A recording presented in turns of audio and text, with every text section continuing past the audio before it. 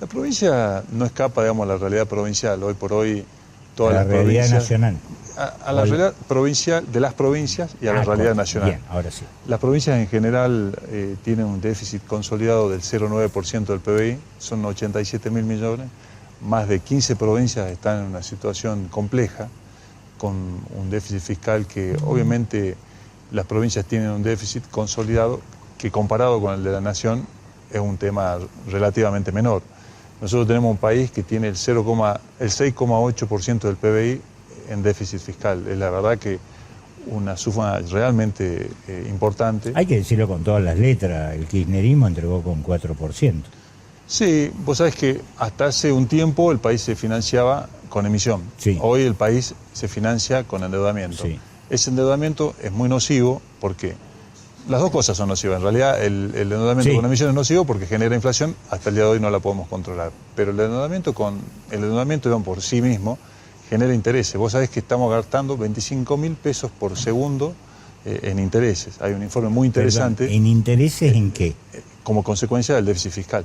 Porque obviamente que No, porque te quiero explicar, te quiero decir, yo estoy haciendo otra cuenta. Por LEVAC estamos pagando casi 300.000 millones de pesos al año. Bueno, ese es un financiamiento. Después claro. está el otro. De este año tomamos casi 20 y pico mil, casi 30.000 millones de dólares. Sí, además con la implicancia que tiene el hecho de financiarse, traer el dólar, digamos, con la implicancia que tiene la competitividad, porque el exceso de dólares genera un dólar bajo. Vos sabés que para esterilizar Totalmente hay que emitir, traer, digamos, para traer, digamos, las divisas hay que esterilizarla. Todo eso genera, digamos, un círculo vicioso que obviamente se traduce en una situación fiscal muy compleja, con un déficit creciente, que naturalmente tenemos que corregirlo. Tiene que corregirlo la nación, tiene que corregirlo la provincia, tienen que corregirlo los municipios. Tenemos una situación que puede ser controlada si tomamos con seriedad la situación. Y esto viene a colación de que el pacto fiscal, el compromiso fiscal, llevó a que todas las provincias y el gobierno nacional se pongan metas fiscales muy interesantes respecto de muchas cuestiones. Una es salir de la cantidad de juicios que había entre nación y provincia. Había 56 juicios, 640.000 millones. La verdad que el país tenía una enorme contingencia hacia afuera. Vos sabés que no es lo mismo ir como país a solicitar una asistencia financiera con 56 juicios entre nación y provincia, entre lo que estaba el fondo de conurbano, que ir sin juicios, digamos. ¿Por qué? Porque todas las cuestiones tributarias entre nación y provincia se habían judicializado. Y hoy por hoy, ¿cuál es la idea, digamos? Desde la política se resuelve un tema que venía bastante vapuleado y obviamente con cuestiones muy cercanas a salir. Vos sabés que el juicio del fondo de conurbano estaba a punto de salir en contra de la nación, pero el impacto se lo provocaba a las provincias. A las provincias, correcto. Particularmente cuando yo te decía esto de 300.000 millones que me quitan el sueño, a mí particularmente me quitan el sueño. ¿Por qué? Pues digo, a los jubilados con toda esta reforma le van a hacer, ahora creo que ni siquiera llega a 100.000 millones. Y me parece que es un sector muy desprotegido. ¿Ustedes hablaron de esto o ustedes dijeron, bueno, hagan una reforma, pero los números que lo cierren en el Congreso? Sí, la verdad había una preocupación grande de todos los gobernadores por no perjudicar a los jubilados, incluso tener también en consideración lo que pasa con las jubilaciones de privilegio, que eso obviamente la sociedad reclama mucho, se habló de eso, pero el pacto fiscal, que tenía muchas cuestiones, era casi, no había muchas opciones. ¿Por qué? Porque si la provincia no adhería, nosotros perdíamos el fondo de la soja. El fondo de la soja para la provincia era casi 1.000 millones, para los municipios 300 millones. Una cifra bastante importante. Pero además, si no resolvíamos el tema del fondo de conurbano, que para la gente está bueno que sepas qué pasó. El fondo de conurbano se votó en el año 92. En el año 96 se pone un techo de 650 millones, techo máximo, digamos, para que reciba la provincia de Buenos Aires. Si me permite una lectura nada más para explicarle a la gente. Es un invento de Menem para mandarlo a Dualde a la provincia de Buenos Aires. Por las dudas. Era un momento de la coyuntura de la política nacional con que Dualde, digamos, termina en provincia de Buenos Aires. Se nutría del 10% del impuesto a las ganancias. Ese techo de 650 millones cuando superaba ese techo era como un vaso con agua, digamos. Cuando rebalsaba, lo que rebalsaba iba a las provincias. Pero el vaso siguió siendo del mismo tamaño y digamos, los números se incrementaron y todo lo que rebalsaba hacia las provincias en general, sin contar provincia de Buenos Aires, era superior. Y a partir del 2003, ese monto se fue deteriorando paulatinamente como consecuencia de la inflación. La provincia de Buenos Aires va a la Corte dio señales muy, muy fuertes, digamos, incluso hay una foto de Vidal con la gente de la Corte, donde se induce, o uno, digamos, que entiende de política, sabe que estaba muy cercano a resolverse ese tema. Entonces los gobernadores que hicieron hablaron con el gobierno nacional resolvió y mantuvo casi el statu quo, digamos. A nosotros nos restituyen la plata que íbamos a perder, que eran 1.700 millones, con una actualización trimestral por inflación. Creo que desde lo competitivo, al margen de este tema y de las contingencias que se van disipando, digamos, entre nación y provincia, también hay algo muy interesante que es la unificación tributaria. O sea, el país va de aquí a los próximos 5 años a una estandarización tributaria. Hoy por hoy hay una enorme anarquía tributaria. Vos sabés que vos vas a Misiones, te cobran una alícuota, vas a San Juan, te cobran otra. Brutos, que claro, son impuestos provinciales. En el mismo rubro tenés 20 provincias que cobran tasas, o 24 provincias, capaz que ninguna coincide con ninguna. Hay alguna que te cobra el 8, el otro el 9, el otro el 7, el otro el 5. Entonces, ¿a dónde se va, digamos, con todo esto? A un país que en cualquier lugar que un inversor quiera hacer un desarrollo, invertir, tenga la misma alícuota. Y eso también se quiere para los municipios a futuro. Pero ¿qué es lo interesante de esto? Que va a haber previsibilidad. O sea, cada provincia va a tener un tope máximo, ese tope máximo va a ir disminuyendo año tras año y va a llegar al año 2022 con todas las provincias con la misma alícuota. En esto hay algunas que tienen por arriba, por abajo, por encima, vos sabés que en cada uno de los rubros hay una historia diferente. Yo doy un ejemplo. Créditos hipotecarios. Nosotros teníamos grabado con el 1,5, ahora tenemos que tener tasa 0. Sellos. Paulatinamente tenemos que disminuir, nosotros tenemos grabado al 1,2, tenemos que disminuir hasta llegar a 0. Y así, digamos, tenemos transporte, por ejemplo. Nosotros tenemos en el 3,6, tenemos que arrancar con el 3 y llegar a 0. Y hay otros conceptos en los que nosotros tenemos por abajo, lo tenemos que incrementar hasta llegar al número convenido por todas las provincias y la nación. Es buenísimo porque se termina la anarquía tributaria.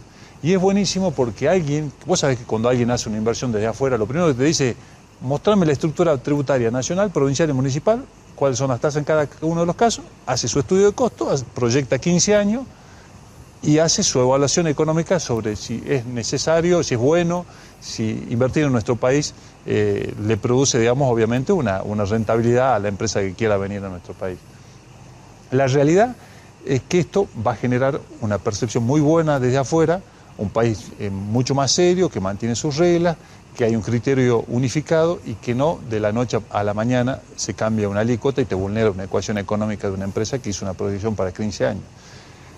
Sepamos que nuestro país en el ranking de competitividad está en el puesto 92.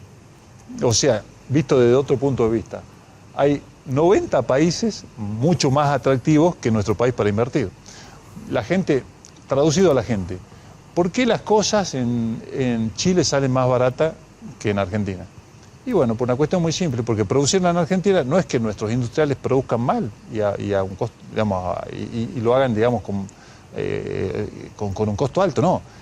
Tienen un costo de materias primas y elementos que cargada todo el costo impositivo los deja fuera de competencia. Que entonces, convengamos, no solo es la carga tributaria. No, incluso hay otros problemas también, hasta desde la falta de eficiencia en los sistemas productivos, hasta en muchos casos también cierta voracidad de rentabilidad que está dada o alimentada por la inestabilidad económica. Ahí también hay un tema que se habló mucho en esta semana, que es cooperadoras asistenciales, que también para el año 2020 ya no va a estar en la provincia. O sea, va a estar hasta diciembre del año el aporte 2019, por cooperadoras. El aporte por cooperadoras. Pero también vale la pena aclarar que el gobernador de la provincia hace un tiempo ya a la nueva generación de puestos de trabajo la eximió. Y me parece bueno también porque se va acercando la carga tributaria del salario. ¿Por qué? Porque es muy difícil. O sea, ustedes, mira, un inversor de afuera, lo que contábamos recién, para invertir en nuestro país tiene 90 países más atractivos. Cuando produce en nuestro país, lo que produce acá es tan caro que no lo puede vender a ningún lado.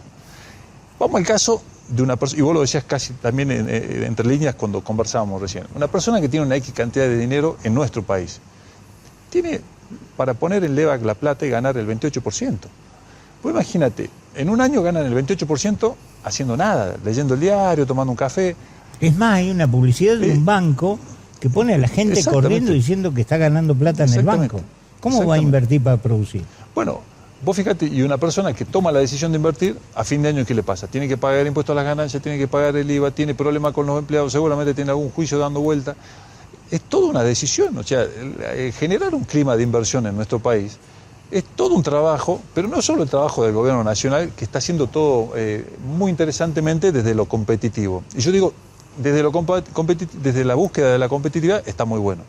Pero nosotros como provincia tenemos la otra cara de la moneda, que cuando se toman decisiones de estas características nos dañan las finanzas públicas.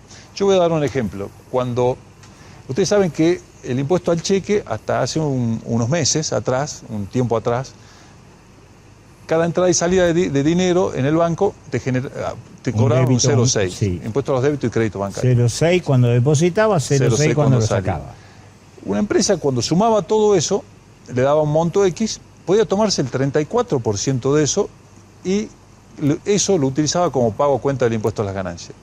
Con la modificación que se hizo hace un año atrás más o menos, las pymes y micropymes podían tomarse el 100%. Buenísimo para las pymes y micropymes, malísimo para las finanzas provinciales. ¿Por qué? Porque al incrementarse ese pago a cuentas, se cae el impuesto a las ganancias. Ahora va a ser malísimo para los jubilados. Ahora, no, pero además agregamos otra cosa. Ahora en el nuevo pacto, ese pago a cuenta también va para las grandes empresas. O sea, lo que era 34 para las grandes, ahora es 100% pago a cuenta. Se cae el impuesto a las ganancias, la recaudación del impuesto a las ganancias. Obviamente, adicionalmente, la plata, toda la recaudación del impuesto al cheque, balances. Pero se cae el impuesto a las ganancias. Es una mala noticia para las provincias. Vamos a otro caso. Cuando el gobierno nacional decide bajar del 35% al 25% del impuesto a las ganancias para quienes reinvierten, está muy bueno desde lo competitivo porque queremos empresas ricas y no empresarios ricos y empresas pobres. Nosotros queremos que los empresarios reinviertan y generen mayor nivel de actividad. Está buenísimo desde lo competitivo, está complejísimo desde las finanzas públicas porque se va a caer, por lo menos en una primera etapa, el impuesto a las ganancias. Entonces, hay dos caras de la moneda. O sea, nosotros compartimos la búsqueda de la competitividad, tenemos que saber que las finanzas públicas van a seguir sufriendo y obviamente pasó el año pasado y pasó el anteaño pasado, muchas decisiones nacionales han cambiado la provisión de recursos nacionales. La nación enviaba a la provincia una provisión de recursos X. En la realidad se dio muy por abajo. El presupuesto de la provincia se había hecho con recursos proyectados para la nación que no se cumplieron. Entonces, ¿dónde está la razón del déficit provincial? En eso, en que se habían proyectado una X cantidad de recursos y llegaron muchos recursos de menos y las provincias tienen un gasto prácticamente inelástico.